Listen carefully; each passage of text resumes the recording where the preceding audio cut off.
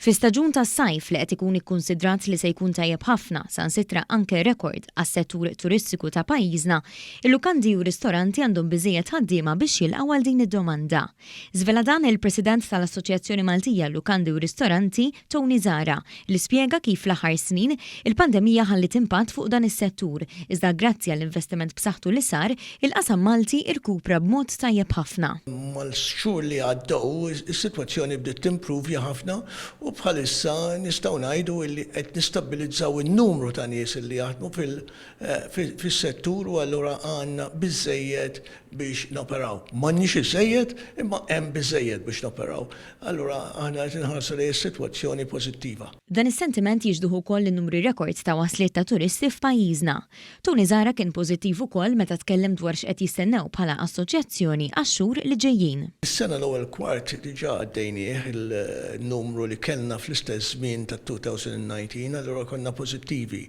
Is-sajf jibda s'intendi issa imma għalina huwa minn Mejju sa Ġunju Ġulaj, sa l-aħħar ta' Ġulaj, jidher tajjeb ħafna u l-peak jidher anke aħjar mill-3 xhur li għandna qudiemna. L-istess sentiment qasmu magħna il-Ministru għat-Turiżmu Clayton Bartolo li qalilna kif kollox jindika li t-tieni kwart ta' din is-sena se jkun wieħed tajjeb ħafna għal qasam turistiku ta' pajjiżna. Wara li kellna l-ewwel l-aqwa kwart tas-sena fejn jidħol it-turiżmu f'din is-sena, qegħdin naraw li t-tieni kwart kien wieħed tajjeb ħafna wkoll u fil-ġimgħat li ġej nistennew li jkollna riżultati uffiċjali f'dan ir-rigward. L-ewwel indikazzjonijiet għal dawn ix-xhur li ġejjin u għal se jkollna sajf tajjeb ħafna.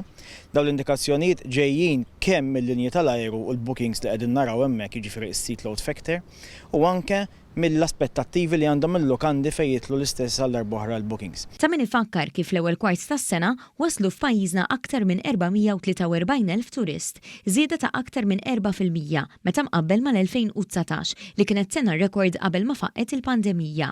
Dan fil-waqt li l-ispiża totali ta' turisti f'pajjiżna f'dan il-perjodu qabżet 312 miljun euro, żieda ta' kważi 15% fuq l-2019.